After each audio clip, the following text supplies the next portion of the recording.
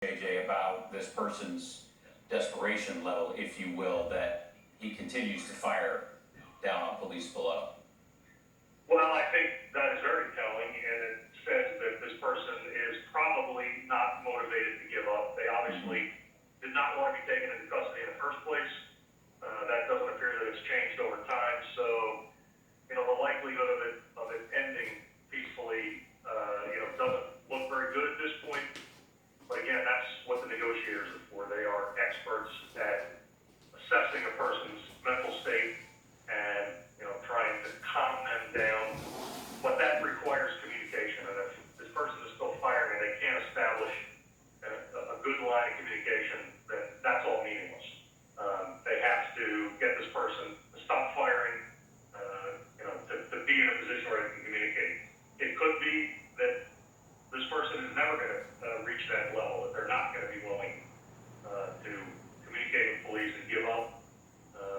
So it leaves a very uncertain outcome, and one that's probably not good for the person who's holed up right now. Just a heightened level.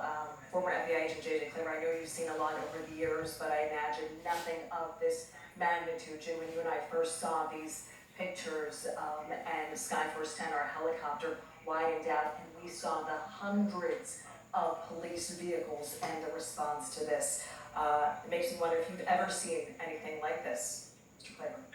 Well, certainly not in Philadelphia. I mean, short of move in the 1980s, but when you've got that many officers injured, obviously, it sends the message to all the responding officers that this is a person who is desperate and this is not a regular situation. So, everybody is certainly on heightened alert here, and all the responding officers, they have to be extra vigilant. The Philly PD is obviously a large police department. It has all of these resources. Bringing in extra resources from ATF and the FBI to assist is certainly going to help. But really, what you're going to see is, a command structure set up right on the scene with a command post, and then you're going to be deploying officers, in kind of radiating circles around this entire scene, just to make sure that nobody from the public can get close. Cordon off the entire area, and then they'll start, dealing with the subject. But if he's still shooting, again, that is a whole different level of response, because they're not going to be able to negotiate and communicate with him until he's willing to put his gun down and stop shooting at police. Damn, that's just Cleaver, one for person. We really appreciate your insights, and of course, if there's anything more you can shed light on, we'll check back with you. In the meantime, as we're approaching 6:30, All that for one person? Shooter Wow. situation, we want to let our viewers know NBC Nightly News with Lester Holt will air tonight on Cozy TV. We are not going anywhere. We are staying with you on the air. Exactly where the threat is. I cannot tell with my eyesight from this position. We are close, but we are not close enough to tell exactly who has been firing, whether it's been police, whether it's been the suspect or suspects, or whether it's been both. But we have heard gunshots, and now we can see some officers here are getting into their vehicles, putting on some gear. And we're not sure if the situation is coming to a close. Okay, so Thank you, sir. So Philadelphia police are moving back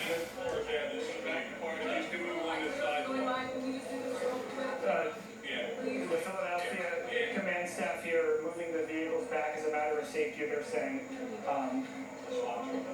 So we are going to, of course, just be careful here and back up a little bit. So, Greg, we see that they're obviously moving. So as we They're moving the perimeter there. We can see that they're moving the scene, moving you guys back, obviously, just to make sure that you stay out of the way of any gunfire. Have you heard, you said you heard yelling at some point, as well as some other rounds of gunfire just a short time ago. Is there a police negotiator there on the scene who is talking to this suspect or suspects? Is that what we believe is playing out at this point, or do you have any more insight on that? Well, Natasha, I can tell you that it appeared about 10 minutes ago. There was someone yelling commands. I could not specifically hear what the commands were, but someone yelling commands on a loudspeaker. I would assume that might have been a police negotiator trying to communicate with whoever was inside of this vehicle. But as you can see, officers now trying to remove some of the vehicles here from this location. Commander, can you give us any type of update? Is it over? This is an active, live situation. An active As a matter of safety, as a matter of fact, I would appreciate if you got on the sidewalk. Sure thing, sir. So, was just told by one of the commanding officers here, this is an active, live situation, and they're asking us for our safety, to of course back up. We're going to comply with those requests. There might be some camera movement here, in just a minute, as the police move back the scene, slightly. So, this is where the community has gathered, of course. This is where the media has gathered. But I'm told seconds ago, this is an active, live situation.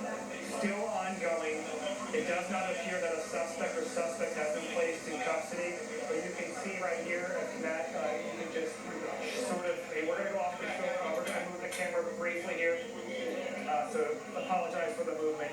But you can see what's happening now in the past 10 minutes or so.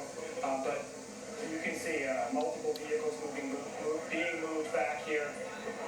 Officers sort of dispersing, or at least moving their location. These are all the officers that you're seeing who were sort of stationed by one of the homes near the scene, some plainclothes and many in uniform. As officers now are moving back their vehicles, I'm told, like I just mentioned, this is an active live situation, but from my interpretation of this, it might be coming to a close. The reason I say that is the officers who were in defensive positions are no longer in those positions. I see a white van. If Matt, you could show that with the back door open. I do not know if they will load the suspect. We have not heard any commands from SWAT members at the Philadelphia Police Department. In the past few minutes, we have not heard gunfire, which I can tell you is a relief. And officers are moving their vehicles from this scene, which appears to me that it's safe. They must have killed him already. Active fire, of course. Officers were not. Are they killing him now? Doing this. So this might be, at least from my interpretation right now, is this is a fluid situation. It might be coming to an end. My colleague Joe Holden has been using his resources and his sources within the Philadelphia Police Department at the Criminal Justice Center to gather as much I'll be as he surprised can if he from come his out alive. perspective. And with his sources, I want to bring Joe Holden in live now with what he's learned. Joe, right here, it appears it may be wrapping up. What have you heard? Well, Greg, let's keep this fluid, and please jump in when you have to, because I know you are where everything is breaking right now. But according to a source in the department, the count now is 7 Philadelphia police officers wounded and or injured. 6 from sustaining gunshots, and the 7th one would be the officer involved in responding and somehow caught up in a car crash on the way to that scene. Emphasis is on the fact that all of these wounds have been described to me to be minor and non-life-threatening. Let's all